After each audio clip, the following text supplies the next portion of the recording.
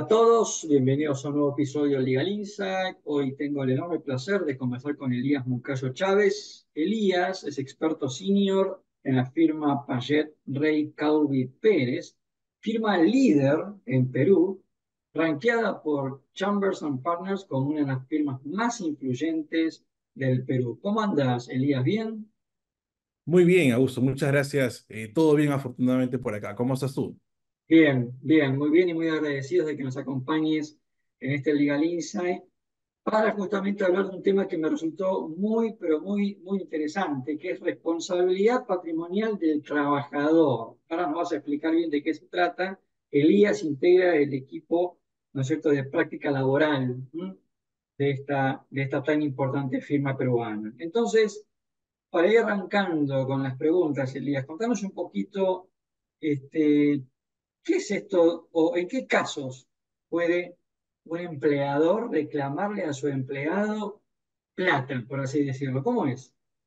Exacto. A ver, aquí en nuestro medio y en general suelen ocurrir algunos vicisitudes, inconvenientes durante la relación de trabajo. Acá en Perú, digamos, en el tiempo de pandemia, se generó una obligación del empleador de pagar el sueldo, a pesar de que los trabajadores estaban con en principio, una suspensión perfecta de labores, no venían a prestar servicios, y se convirtió en una suspensión imperfecta porque el empleador, a pesar de que no había prestación de servicios, pagaba el sueldo. Se presentaba en supuestos generalmente de la industria, en donde no se podía hacer un trabajo remoto, donde prima la actividad manual. Entonces, estas personas no podían hacer trabajo remoto, tampoco podían quedar digamos, en la nebulosa. Y lo que terminó el legislador en ese momento es, bueno, empleador, vas a pagar el sueldo y en tanto se mantenga esta situación, con cargo a que después el trabajador te lo devuelva con trabajo en tiempo extraordinario, trabajo fuera de la jornada de labor ordinaria. ¿No? Ah, Ahí pero se mira vos, qué generaba una interesante. deuda. Sí. No, digo, perdón, te estaba haciendo un comentario para mí mismo, porque digo, qué interesante. Es decir, que en Perú el legislador le dijo al empleador, pague, digámosle, un sueldo a aquel que no presta un servicio porque no hay contraprestación.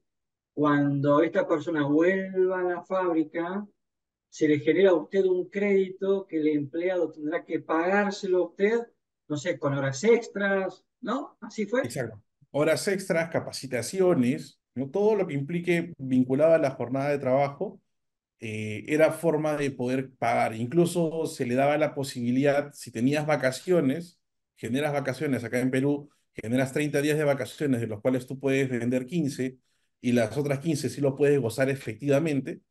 Lo que le decía el legislador al empleador, bueno, si el trabajador está de acuerdo, te puede compensar días de vacaciones con tiempo que ha generado de esta bolsa de horas COVID, digamos, ¿no? Porque pagaste sueldo sin que vengan a trabajar para ti. Entonces, ahí se generó un crédito, como tú bien indicas.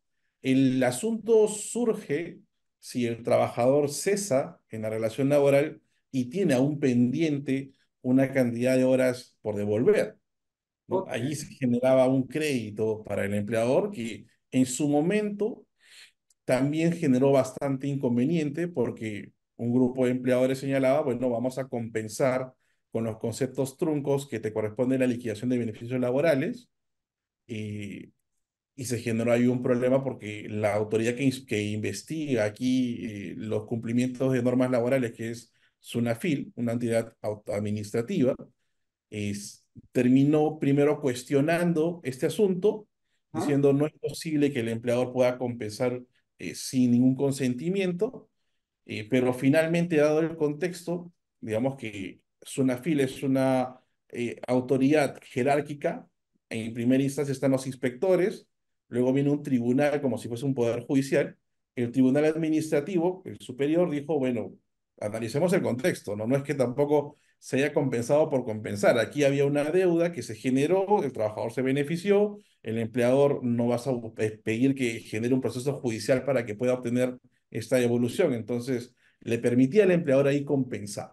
¿Mm? ¿No? Y ahí generamos uno de estos conceptos que tú bien indicas, cuando el empleador puede solicitar al trabajador que devuelva.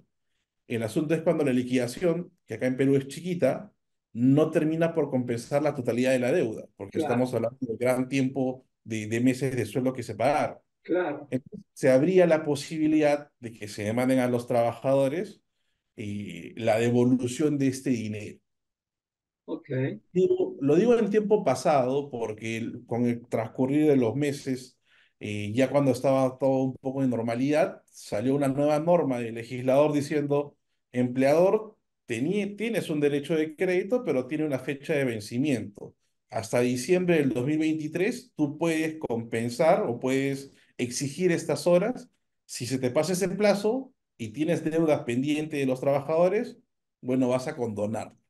¿No? ok. El Estado intervino y condonó deudas de trabajadores, por lo cual ya no se podría hacer ese tipo de demandas. Ahora, yo Pero, acá, Elías, te interrumpo, ¿no? Te hago una pregunta. Recién estaba hablando de desvinculación del empleado. Ahora, el empleado puede desvincularse porque lo hecho, puede desvincularse porque él renuncia, ¿no? correcto, Incluso puede desvincularse porque lo hecho, o lo hecho porque lo encontré infraganti cometiendo un delito, ¿no? Entonces, son correcto. diferentes situaciones. Contanos un poquito cómo se maneja esto, ¿puede ser? Sí, por supuesto, ¿no? Aquí, si un trabajador cesa de una relación laboral de forma, por una renuncia, digamos, en el contexto de las jornadas pendientes del COVID, no había ningún inconveniente que el empleador pueda compensar. ¿No? Igual si hay una falta grave por la cual lo despides, también podría compensar. Pero el asunto es si, dejando de lado un tema el tema de las horas COVID, de lo que generó deuda para los trabajadores, el tema es si el trabajador comete una infracción y genera daños a la empresa. Ok, Y también en qué momento se presenta o se puede verificar este daño. En cualquiera de las dos situaciones, si un trabajador renuncia o si un trabajador es despedido por falta grave y genera daños al empleador, pero el empleador descubre que luego hay un daño encubierto, como por ejemplo en el tema contable, ¿no? Muchas veces se pueden cubrir algunos asuntos contables de doble contabilidad o algunos malos usos de dinero que se descubren cuando un trabajador renuncia, cuando ya no está. Entonces, es posible que el empleador pueda exigir judicialmente que el trabajador devuelva el daño que generó la empresa. ok. Estamos hablando de temas contables que suele ocurrir, digamos, en un gran porcentaje en el Estado, cuando hay malversación de Ujú. fondos, actos de corrupción. Es muy común que un trabajador cese, sea por renuncia, por jubilación, por X motivo, y no se descubra todavía el tema de la infracción que cometió del acto de corrupción. Pero luego, cuando viene una investigación, acá en el Perú es muy común en la acción de Contraloría, un ente que se encarga de verificar si se usa adecuadamente el dinero del Estado, y detecta que justamente existen estas irregularidades, se abre la posibilidad de que el Estado, como empleador, solicite a este trabajador que actuó irregularmente la devolución de este dinero. Y Elías, ¿hay algún tiempo límite para que el empleador pueda hacer este reclamo? ¿Hay alguna especie como de plazo de prescripción o caducidad? ¿O cómo es eso? Sí, son prescripción de 10 años, Ajá, contabilizando desde el cese del trabajador, ¿no? ok. Son 10 años, un tiempo plausible, extenso para poder investigar y verificar ello. Pero lo Bien. particular que hace unos meses ocurrió acá y que luego también dejó un poco muy movido el escenario, es que la Corte Suprema, en un caso, emite una especie de precedente, porque Ajá. establece reglas muy claras y dice, bueno, si tu empleador quieres demandar a un trabajador, tienes que cumplir determinadas reglas. En principio, haberlo despedido por falta grave, presentar tu demanda dentro de los 30 días.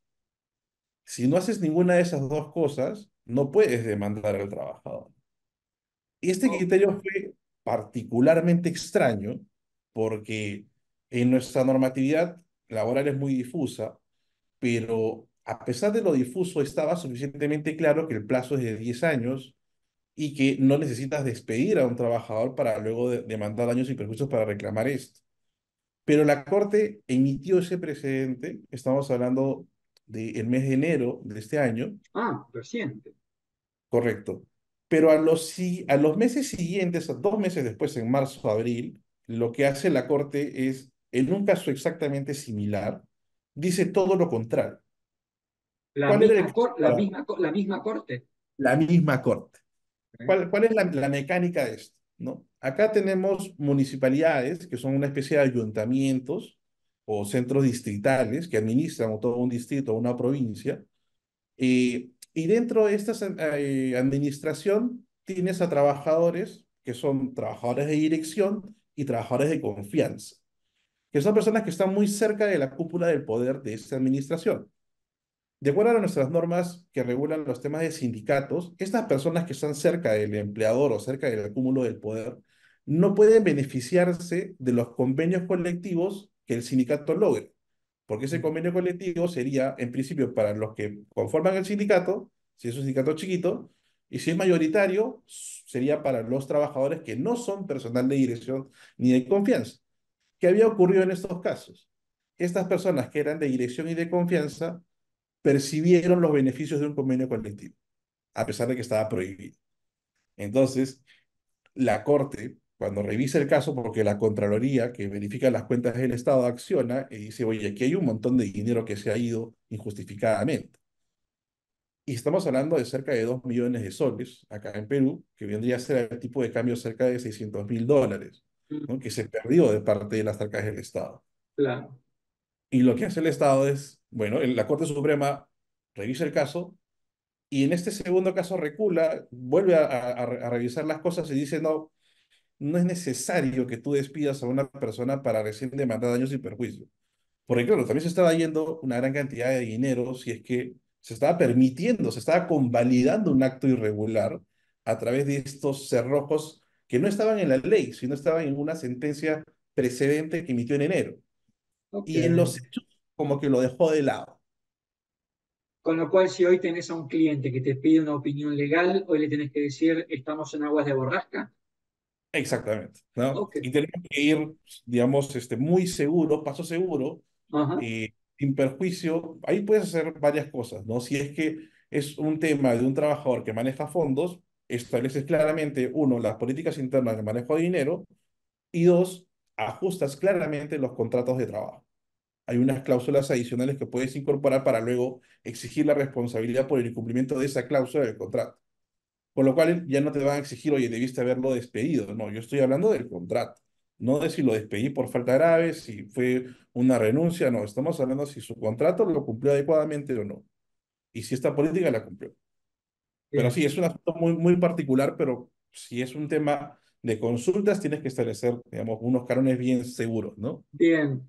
Y para ir cerrando esta tan la verdad, Elías, me parece un tema sumamente interesante. Primera vez que lo escucho, nunca había escuchado esto de que uno pudiera llegar a compensar con el empleado ciertos créditos que pueda tener la empresa. Por ejemplo, yo te digo, el empleador puede reclamarle al empleado, no sé, equipos que le haya entregado, ropa, vestimenta, herramientas, se los puede reclamar o se los puede descontar en una eventual indemnización.